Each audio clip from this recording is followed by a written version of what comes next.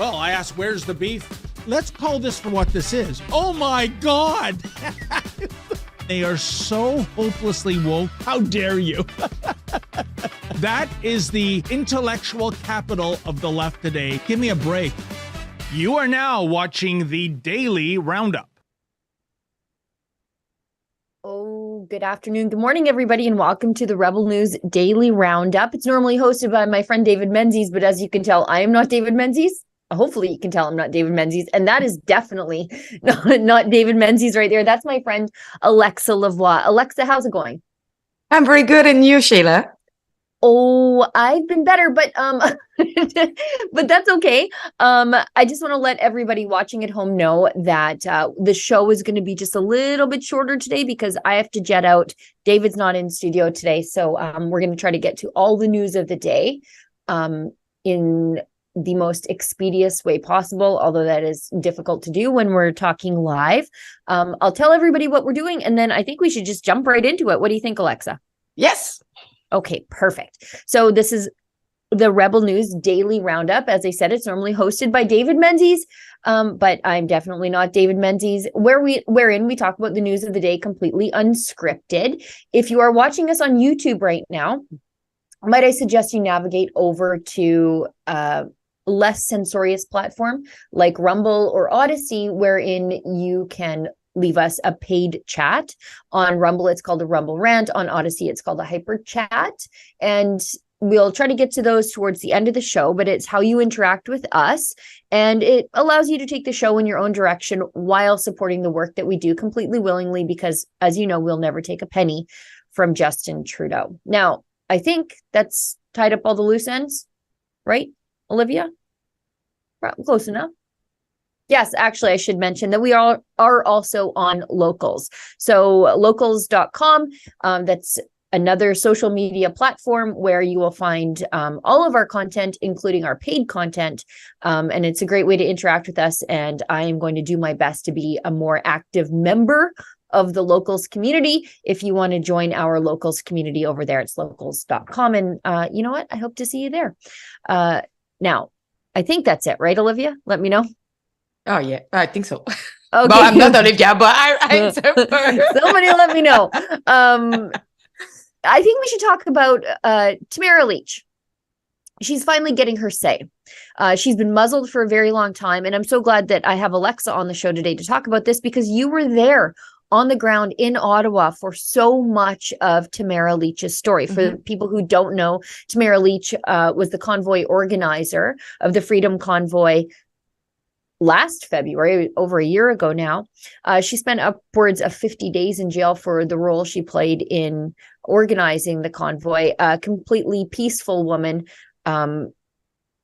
She worked with the police the entire time to try to alleviate the congestion in the downtown core. But when Justin Trudeau invoked the Emergencies Act, she instantly became akin to a terrorist. And she was arrested on completely nonviolent charges, mischief and counseling to commit mischief, which is the crime of being annoying in a public place and the police don't know what to do with you. That's what she was held on. And her new book, brand new book, has just soared to #1 without any real promotion at all. We just kind of mentioned that Tamara wrote a book, and her book is called, let's bring up the website if you wouldn't mind. It's called Hold the Line, naturally. And it's Hold the Line, My Story from the Heart of the Freedom Convoy. And these are finally what happened inside the convoy from Tamara, because we've heard a lot of people talk about Tamara, but she's never really had her say. And it's good also to hear it from her, because she was part of the organization. She saw different things that we saw on the ground, us reporting, as people protesting also, because she had like so many things going on, like press conference, dealing with like authority and dealing with the politician, and trying to get everything done in a good way. And it's good to finally heard what she have to say, because they muzzled her since the convoy has finished, stopping her to say her say, and trying to explain what she have done so far or how she felt. Nobody give her this opportunity, and I'm actually glad to see that she had the opportunity to write this book that everybody can purchase and see the other side of the story of her side. You know, and I think that's one of the reasons why they were so quick to muzzle her, is because if you actually talk to this charming little woman, you'll realize that she's so warm. She's so compassionate. She's not violent. She's not a terrorist. She's actually somebody who has come out of the separatist movement and found new love for her country through her activism. But if you hear her talk, you will instantly know she's not all those things that the other side says she is. So they had to keep her quiet. For a lot of people, the first time they really heard her in a year was during her testimony at the Public Order Emergency Commission. And it was heartfelt and it was gut-wrenching that she felt like she had the weight of the world on her shoulders. And, you know, to hear her story of how she walked out into the street knowing she'd have to turn herself in. She didn't know when she'd see her kids again or her grandkids again. I mean, it was just, it's terrible. And I'm so happy that we at Rebel News have played a part in giving her voice back. And if people at home want to get their copy of the book, and I suggest you do, it's at theconvoybook.com. And we're also crowdfunding a book tour with Tamara. So we want to bring her to as many places in this country as possible where Canadians can actually hear her speak. And they'll know that they were lied to about her, about everything. And for the people who didn't know why she didn't speak before, it's because she had some restriction from the judge stopping her to talk. We've had her book completely lawyered to make sure that we don't play a part in sending her back to jail, because boy, wouldn't they like that. I mean, they sent her back to jail for a picture in a room full of lawyers. Because her restriction said you can't take a picture or interact with other convoy organizers.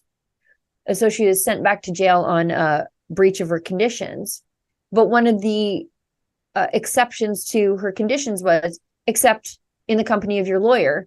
And it was a room full of lawyers. It was an event hosted by the law firm representing her, the Justice Center for Constitutional Freedom. So these people are really eager to send her back to jail on a technicality. We made sure that we didn't do that. Let's hope it stays that way. But again, it's theconvoybook.com. And it's at number 1. It's at number 1. So that's great. Yeah, I opened my Amazon yesterday and I was like, whoa, it's actually like showing up in my Amazon. And I didn't do research for it. It just comes up. Yeah.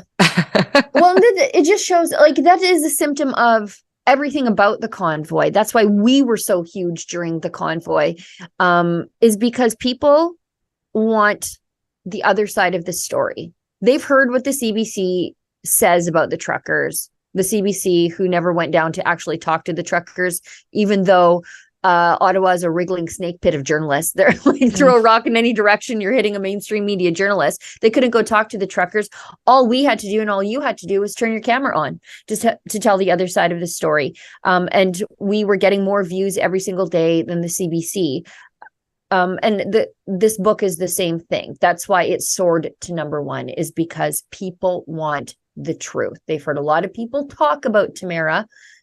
Now Tamara will have her say. So don't hesitate. Go and buy your book. Yes, go right now. Go right now. Buy the book. If you want to make a donation to her cross-country book signing tour, you can do that there too. We want to, as I said, we want to bring Tamara to as many places as possible. My concern is, I don't know how we're going to get her out of these book signings, because she wants to talk to everybody. She wants to talk to everybody. She wants to hug everybody. She wants to take a picture with everybody. And these things are going to be like all night affairs if we don't find a way to get her in and out of these things because she's got such a heart for people. And she takes all of this stuff very personally. And I think that might be the most difficult part of her cross-country book signing tour, is making sure that we don't have Tamara working all day and all night just so that she can personally thank everybody who supported her along the way. I remember when we had her for one of our events at Rebel. Having like just her hand on her, it was so difficult. Everybody like just came around her, and I think we needed to leave the place, and people were still like around. Oh, her. I know. I think the venue was like flipping the light switch on and off to tell us like, get out. The library's closed, and Tamara's still there talking to people because she's just like that. Let's skip ahead because I'm trying to get to all the things we need to do before I have to unceremoniously run out the door. But we have the PSAC strike, and that's the government union. And I got to tell you, I have no patience for the government unions. Now, there are good people who work for the government, and through no fault of their own, they are forced to join that stupid union. I get it. I think during the pandemic at Rebel News, we advocated for a lot of people who work for that stupid union when that stupid union didn't go to bat for their membership when they were forcing the vaccine mandates on them. So people who are saying, Sheila, you're being too hard on PSAC. I'm not hard on the PSAC members. I wish you guys had a choice about whether or not you had to join that awful, greedy union. I like you guys. I stuck up for you guys when your union didn't. I cannot stand the union leadership. I just can't. It is so disconnected with what real people are going through when they're out there asking for like a double-digit pay raises in an inflationary crisis in the private sector. Read the room, guys. Yeah, but don't take me wrong, but sometimes some union are doing a great job, but what we experienced in the past few years, the union are not supporting their worker. They are supporting the side of the government or like the narrative that we saw so far. So if you go against it or anything else, you're out of the way. So for me, I have really a big trouble with like some kind of a union who actually like right now, what they are saying in one of their videos is like, we are not blocking yet. Oh yeah, let's bridges. show that. Oh yeah, this is hilarious. Yeah, we've got a video of this. Big hypocrites. I also saw them tweeting, PSAC was tweeting, hold the line. I'm like, oh, I'm reliably informed. That's terrorism. Emergencies Act these people. Not that I'm joking. I don't want them to be emergencies acted. I just want them to stop blackmailing Canadians for a pay raise. Let's show this vid of Chris Aylward, the national president of PSAC. Let's just saying worse things than Tamara Lich ever did. Let's listen. We're not taking over the streets. We're not shutting down airports or borders yet. We're not inconveniencing the public today. We're here on Parliament Hill in Ottawa. The public don't care about us being up here. We're not inconveniencing the public by being on Parliament Hill. And that is our strategy. We have strategic picket lines right across the country. And as I said, we haven't, set up picket lines at airports or borders or anything like that to inconvenience the public. But the longer we're out, the public are going to see more and more inconvenience. We don't want to do that. It's up to this government how long the strike lasts. Yeah. Well, that feels a little bit like a threat. But people are not being inconvenienced. Well, my friend's mom can't retire right now because apparently she's supposed to be on a picket line 3 weeks away from retirement. And 700 military members are without heat or hot water at CFB Petawawa due to the PSAC strike. So with them saying people are not inconvenienced, so we've got 700 military members without water or heat. That, again, is worse than any horn honking that people experienced in Ottawa. But apparently it's not a big deal. I these call people. that an inconvenience for the public. I'm sorry. What they say that in the video is like, we are not an inconvenience for the public. I'm sorry, you are right now for a certain amount of people. And probably the government would not freeze their bank account for like saying, go back to work. No, of course they're not going to freeze their bank account. You can't freeze the union's bank account. The union has to give money to the liberals. So you can't do that. So we are going to see a lot of hypocrisy unfold over the next couple of days. We're going to see the liberals say, we are completely in favor of peaceful demonstrations, except when they weren't. I'm fine with PSAC stomping all over the grass at Parliament Hill. I literally don't care. But if those were truckers, you better believe that the jackboots would be in there with their billy clubs, hauling people away, or trampling people with horses, for sure. What did I see on Twitter? I saw somebody called the picketers a bunch of losers because they didn't bring their hot tubs. And again, I would love to see that. Don't send me emails, people. If you're shoehorned into PSAC because we don't have right to work legislation here, I'm sorry. I'm very sorry that you are in such an awful union, but your leadership is terrible. Look at that guy. You cannot disagree with me that man is not terrible. It is, and I agree with you. Thank you. Okay, let's hit an ad break. I think this is the Tamara Lich ad break. Is that it? Yeah. Perfect. Tamara Lich has been released from jail. Western separatist Tamara Lich. Lich will remain in custody. We have breaking news out of Ottawa to tell you about. A judge has made a decision on whether to grant bail for Tamara Lich, one of the leaders of that recent demonstration in Ottawa. You may have seen me on the news, but there's more to my story.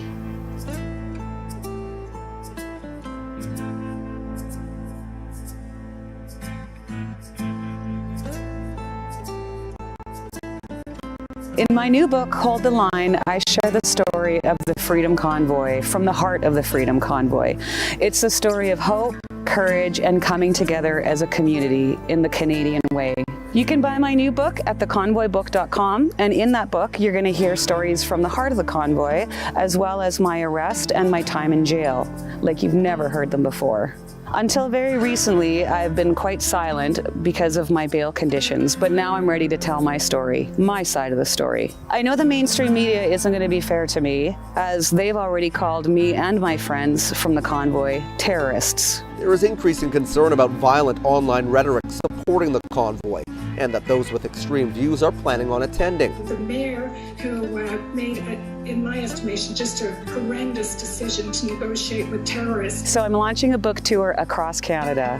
We'll be doing interviews, signing books, and saying thank you to all Canadians for your support. I've partnered with Rebel News to crowdfund for the cost of my book, as well as our advertising campaign. With your help, we'll be purchasing ads and billboards to spread the word about my book. We'll also be upgrading my home studio, which will enable me to do interviews all around the world. If you're a shop owner or a business owner and you'd like to have a book signing, please fill out the form on our website, which you can find here. And if you'd like to make a donation for the tour, we'll greatly appreciate it. The first 500 people to send in a donation of $200 or more will receive a free signed copy of my book, Hold the Line, My Story from the Heart of the Freedom Convoy. The last time I drove across Canada, something very special happened.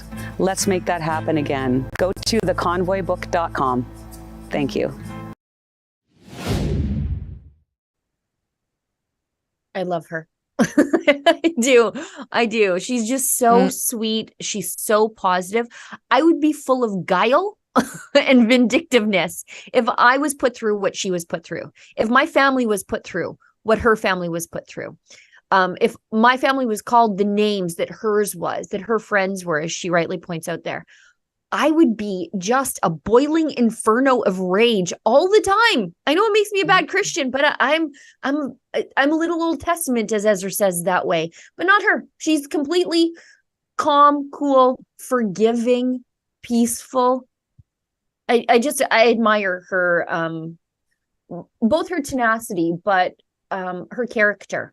In that this what she's been through hasn't changed her for the worse. And it's something that I actually observe is people from the freedom side of fight and the right, the people from the right and everything, they receive threat. They receive like bad name, bad calling, bad email, death threat, or even like assault, physically assault. But people from the left or the woke people, they receive a small like insult, and this is the end of the world. Yeah. Yeah. By the way, who do we think is assaulting us? Like it's not other people from the right. It's from the woke loving left, who are the same people who say your words are violence. I'll die if you misgender me. They're the ones clubbing you over the head if you say something that they don't like, with like real violence, committing real violence against you. But your words, your misgendering, it's going to put them in the intensive care unit. We should jump ahead. Because let's talk about CBC for a little bit. I talked about I was actually thinking about one of the comment that the check mark can actually kill people. You know what? The people who say they don't care about that blue check mark really seem to care about that blue check mark, like a hell of a lot. Like so much they won't shut up about it. There are people who are like, I'm not paying $8 for that blue check mark. Okay, great. Why are you tweeting about it then? Shut up. Shut up. But I was on a panel last night in Red Deer with my friend Chris Sims from the Canadian Taxpayers Federation. Love her also. And Rachel Emmanuel from True North and Arthur C. Green from Western Standard. And it was hosted by Alberta Proud. And we were talking about exactly this, like how bad CBC is, why we shouldn't be forced to pay for them, why we shouldn't be forced to pay for any media, because once they take money from the government, whether they want to admit it or not, their minds are colonized by the government all of a sudden. And they know who their sugar daddy is. Of course they do. Like, I'm nice to my husband, and then he puts new tires on my Jeep. That's how it works, right? It's the same with everything. And the money is making them crazy. And I know, like, CBC last week, they had an absolute freak out because Elon Musk trolled them and appropriately labeled them as state-funded media, which they are, along with the likes of RT and Xinhua and Sputnik, by the way. But that label has vanished now, and I don't know why. Was it just a big troll because he's just a billionaire who can do these things to people? If it is, okay. Like, I'm not mad about it. I'm just curious why he thought it was important to label these outlets like they are cigarette packages, which I think they should like consume with caution. But I wonder why the label disappeared now. What do you think? Was it just a big troll?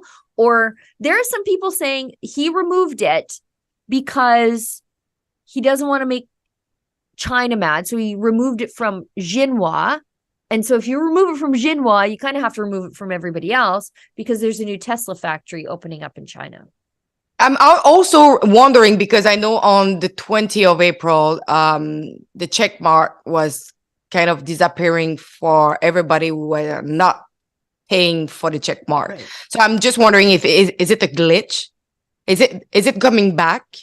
Or he will probably or he just decided because he don't pay for it, they just remove for everybody who don't pay for it and just don't care.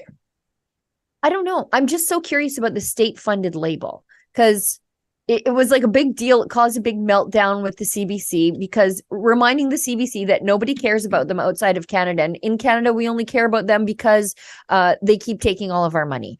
But it was like a crucifix to a vampire for them to be reminded that actually nobody cares about you outside of Canada, and we can do whatever we want to you, and you can whine and cry on the internet or even quit Twitter and literally nobody cares. As my mom says, don't threaten me with a good time. But I just wonder why that state-funded label disappeared. And I would hate to think it is because Elon Musk doesn't want to make China mad at him. I would hate to think that. I just saw something from our producer that said that the legacy checkmark are gone until further notice. Only those who paid would receive it. Right. So Makes sense. I had a legacy check mark. It made a lot of people mad because they're like, why is that Rebel News journalist with a legacy check mark? So I had it for spite. I really didn't care. And I pay for the Twitter Blue, which is $8 a month or whatever it is. I think it maybe is $10. I don't care. It's like the cost of 4 coffees a month, like a coffee a week. Settle down, right? Like I don't go to Starbucks, but their coffee or that like diabetes inducing drinks that they serve there that are like all sugar and whipped cream, I think those are like $5-6 a piece. So like 1.5 of those a month, mainstream media journalist, and you could have your blue check mark back. I have it because I like the edit function when I'm tweeting in court. But they're whining and crying and gnashing their teeth because they aren't getting something for free, which is exactly the story of the mainstream media. Like quit confirming all my biases about the left when you want somebody to give you something for free that other people are paying for, and then you cry about it because you're so entitled. It's perfect. What? And this is funny because since the blue check mark that you need to pay, who is complaining? People from the left, people who are woke. And I was just, because in Quebec, we have one of the columnist presenter that is one of the most rich person, like probably in Quebec. Okay. Yeah. And it was like, bye Twitter. I'm not going to pay for a check mark. This is wrong and everything. And I was like, I'm sorry.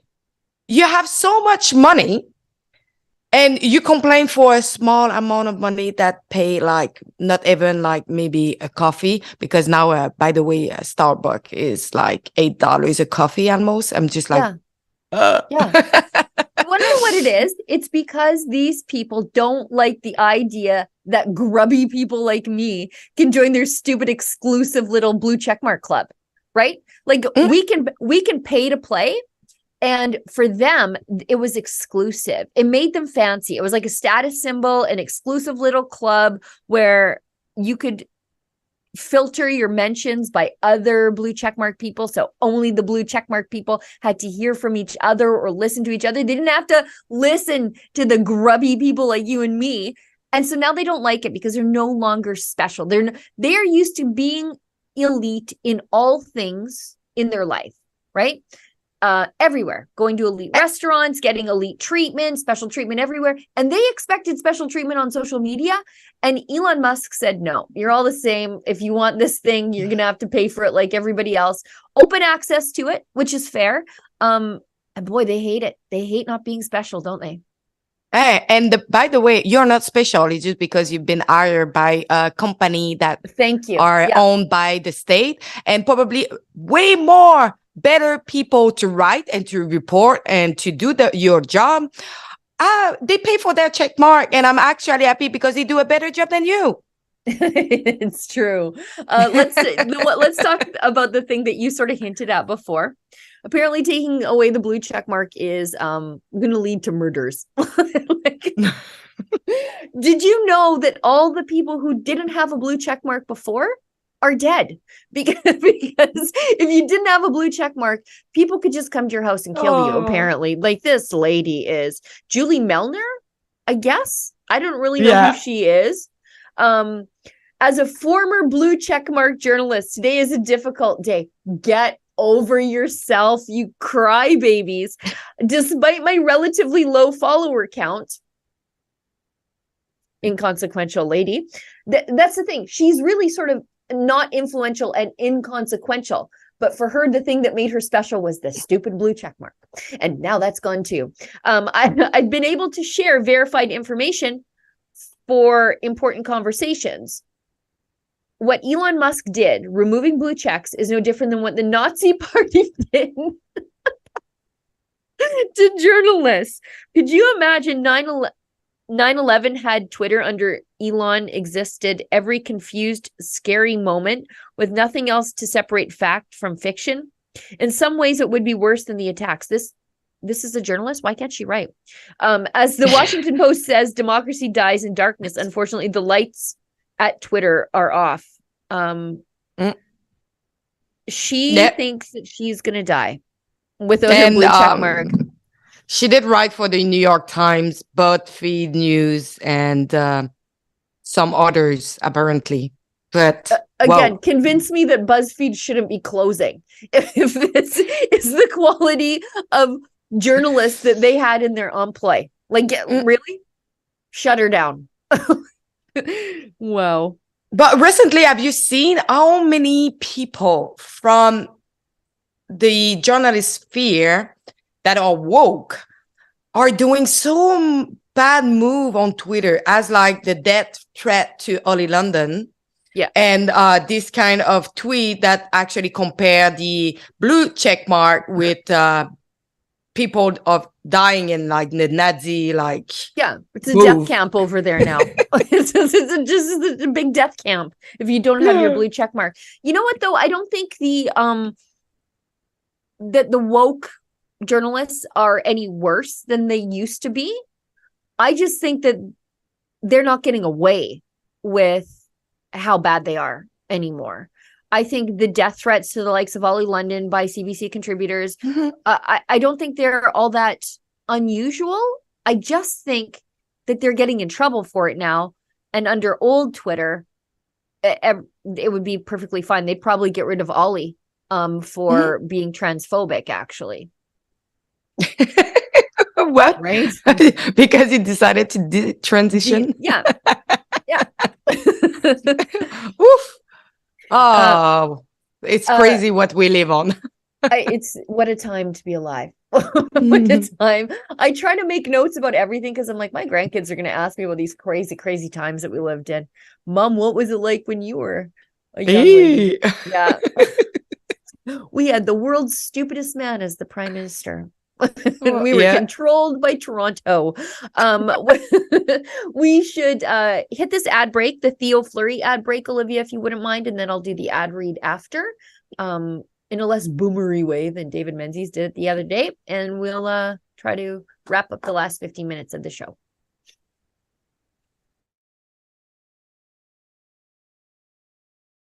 This is a brain problem. It's not an attraction problem. It's such an isolating addiction. So they get community and they start to get better. Because looks aren't the issue. The issue is an addiction and you're conditioned to clicking and searching for shocking material. Prostitution, the sex trafficking, the rape, the incest, all of these things are interconnected in a seamless way.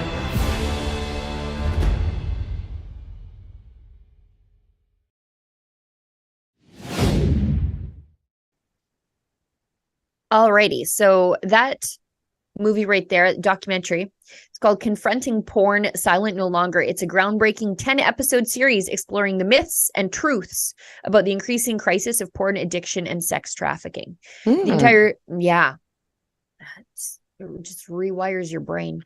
The entire series is guided by NHL legend and outspoken advocate against child abuse, Theo Fleury.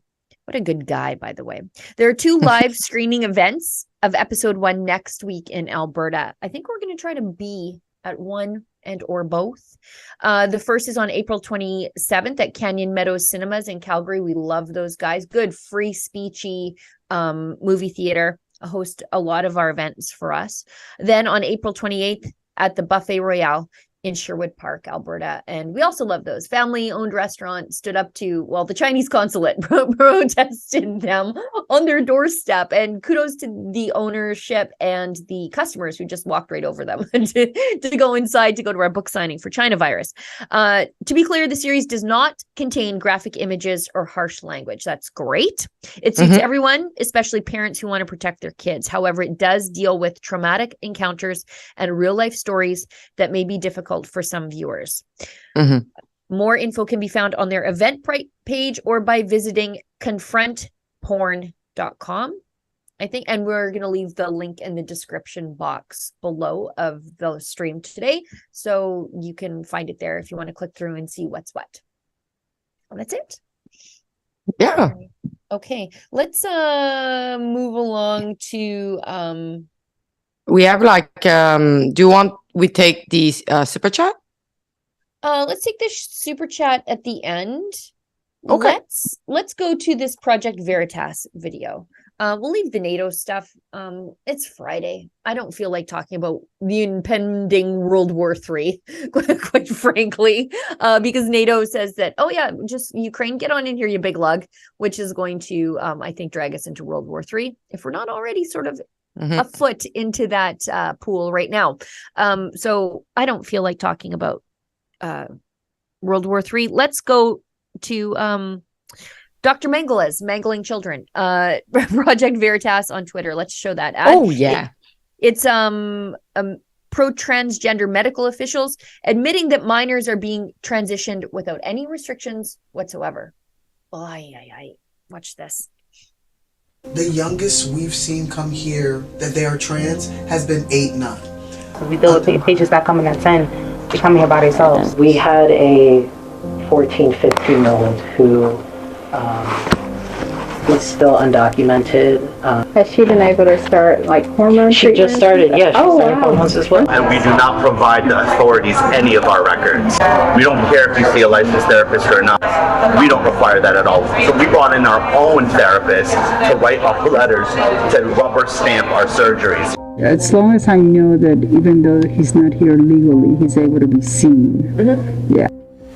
Anyone who says that you can change your sex is lying to you. You will be chasing constant drugs and surgeries for the rest of your life. 10 years old come in by themselves? 10, 11, yes. But there is funding to help people like him, even though he's not here legally. Yeah, I've seen patients that have came here from like another country, and they come back and I see them and they don't even have to pay nothing out of pocket. And he is getting his vagina next week. And they have to understand that the surgery itself is irreversible. This Project Veritas investigation exposes a booming business of transgender surgeries, hormones, and puberty blockers for underage children, on its way to being a $1 billion a year industry. At New York's Mount Sinai Adolescent Health Center, hospital staff told us they need young patients. I think that's good. I think we've seen enough. This is absolutely ghoulish. This is the end days of Rome kind of stuff, where every moral code is in the absolute garbage. That they are doing these medical experiments on the most vulnerable amongst us, not allowing natural puberty to take its course, where most of these issues will resolve themselves. There's no such thing as a tomboy anymore. Those are just future boys, I guess. The absolute evil of these people to transition 10, 11, 12-year-olds, bringing in yes men therapists who will just say, yep, rubber stamp this one, this is a boy, come in the door one day and then getting what they call a neo vagina the next day or the next week. I mean, this is horrific. I look at all of these kids as future suicides that didn't need to be. 41% of people who are gender confused, like transgender, will attempt suicide within the year, I think is the statistic. Like 2 in 5, greater than 2 in 5. That's insane. What are we doing to these people? You want to talk about a genocide on the transgender community? Oh, there is one, but it's not the way these people say. It's what we're doing to them and calling treatment. That's what's causing the genocide. It's a slow roll, though. It takes a few years. And by the way, transgenderism always been exist, okay? It touch a really, really, really short percentage of the population. It's come from a distortion of gender, and people are the transition because they have no other treatment than doing so, and they have seen people as psychologists and people who did follow them for years, and they took the decision all together because it's the only option for them to feel better. Now they are teaching young kids that, oh, whatever you want to be, you can be so. I'm sorry, no. If you feel not in the good body, it's because you have a mental distortion of genderism, and you need to see someone, and you need to see it for a while to be really sure that what you have it is this, because as I say, such a really short percentage of the population, not like at large as they say to people. And afterwards, like children are say, oh yeah, I can be like now, like a little boy say, I can be a little woman, I will have a friend, I will be popular at school, and so I should do it. And like afterwards they will start the old process that to reach a certain age and say, what did I do? And now it's too late, I cannot come back. And what the other option left, because now they think that they are a monster, they will commit suicide. Yeah.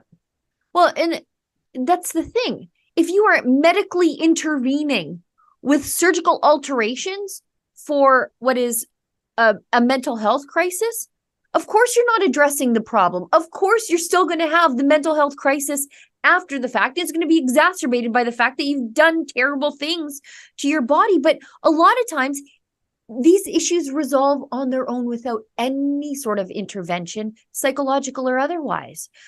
It was at the oh shoot, I can't remember the name of the clinic in Toronto that actually deals with transgender surgeries. And it was their study that found that the majority of gender dysphoria resolves itself after natural puberty takes place and is complete. So yeah, as your body's changing, you're not happy with it. It's kind of weird. You don't know what's going on. You're like, oh, I used to be able to do all these fun things when I didn't have boobs and all these things, and my clothes fit differently, and I could kind of run with the guys. And then all of a sudden, estrogen kicks you in the back and your body changes as a young girl. And you're like, well, I liked how I was before, until you figure out that actually you kind of like yourself a little bit after, and so do the guys. So these things resolve on their own if you just leave them alone. Quit cutting up kids. That's where I am on this. People often say, you know, like, how do you feel about this stuff? And I'm like, I don't care. I really don't care, except insofar as you make me care. Don't make me use your pronouns. Don't use the government to make me use your pronouns. Get out of my sports. Get out of my kids' sports. Get out of my bathrooms and quit transing the kids. That's all I care about. Everything else, I'm too busy doing other things to care about how people live their lives. I just wish that the other side would stop and consider the irreparable harm they're doing to a generation of kids through this social contagion. And especially because during the old pandemic, we caught the social moment to the kids, not stopping them to see their friend, stopping them to go to school, and that actually bring them to be affected by it. Now, a lot of mental problem and issue have raised since this pandemic, and now suddenly, use the pronoun that you want, you can be whatever you want, you can transition on the sex you want. Whoa, this is actually really a big shock for children to pass to completely being alone to this kind of crazy environment. Yeah, I know. And it's so outrageous that they're talking about transing 10, 11, 12-year-old kids. Those kids can't even get their ears pierced without a signature of a parent. I've got a very well-rounded 16-year-old, very level-head, very calm, kind of scoldy, goes to church all the time. And she's like, Mama, I've given some thought to this. I want a tattoo. I know the exact tattoo that I want. And my answer was obviously no. Like 100% no. And I'm covered in tattoos. But some of them I got when I was in my 20s, and I'm working on covering them up. I can't imagine deciding to ink up my body forever at 16.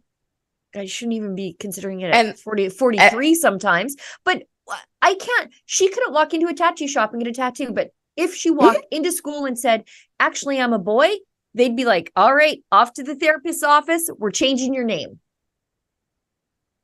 And now they are using, I'm sorry for saying that, but they are using drag queen to indoctrinate children because, okay, drag queen is not a trans, but some people think that they are because behind a woman, there is a man. Right. And we're supposed to talk about the drag queens as though they are trans and not performers, right? So if you're critical of a drag queen, then all of a sudden you're transphobic, even though they're not trans. Yeah. I'm critical of drag queens the same way I don't like mimes and clowns scare me. It's a performance that I don't like. And that's just my taste. I don't think it's for kids. This is an adult burlesque show. But if you're critical of it, you're not critical of the art form. All of a sudden you're transphobic. So they've really got you coming and going. If you are against indoctrinating kids this way. Sorry, go ahead. Yeah. No, I was just saying, because when it's like drag queen story time and they have like protests in the front of it, they are not drag queen activists who are actually calling out like the fact that we are stopping the drag queen show. This is the trans activists who say like trans child life matters. Yeah, but it's two different things. We don't talk about the same thing. Why you bring that up? See the Satanists? Like, why? See, this is Antifa. This is not good for me because I'm always like, this is the devil at work. These people are demoniacs. Like they've got a demon. And then they go around acting like they have a demon. And then they show up with a pentagram. And I'm like, I wish I were exaggerating, but I guess I'm a bit of an oracle. We should read this one last chat, and then I think we'll go out on an ad, Olivia, if that's okay. Okay. Okay, and perfect. And thank you for everybody at home bearing with me as we cut the show short a little bit. But you know what? I go long all the time for you people. So cut me some slack today. We've got, I think, just one. Yes. And I think I will read it since it's half French, half English. Okay, please do. Yep. I'll butcher it. So say one cast, $10. Thank you very much. I have ordered 2 copies of All the Line by Tamara Lich for my family. Et maintenant, I would say it in English. And now I'm waiting for the book of Alexa. A really good name for it will be I don't know how to translate that. I think it's Alexa the Warrior. The Warrior. Yeah, exactly. Oh my God, I'm not really good writer. So if someone is open to write my book, I'm actually happy to talk, but I'm not going to write the book. You need a ghostwriter. Oh yeah. Yeah.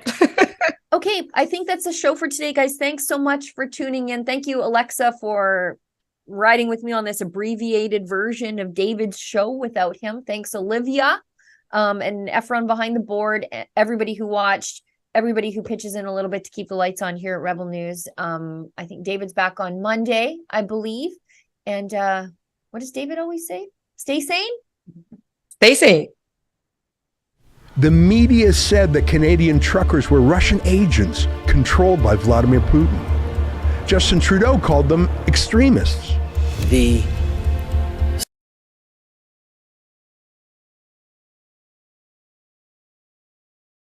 media said that Canadian truckers were Russian agents controlled by Vladimir Putin.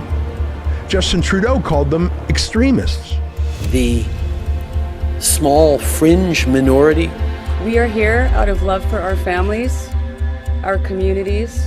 And the government put the country under martial law to stop them. But what's the real story? If you can't see the future in clear outline right now, you're not paying attention. But the truckers in Canada can. And I want you to know that I am not afraid. For the first time, the woman at the heart of the trucker convoy speaks out. Hold the line. Tamara Lich, passionate organizer, loving mother and grandmother, proud Métis and proud Albertan, and defiant political prisoner jailed for daring to criticize the government.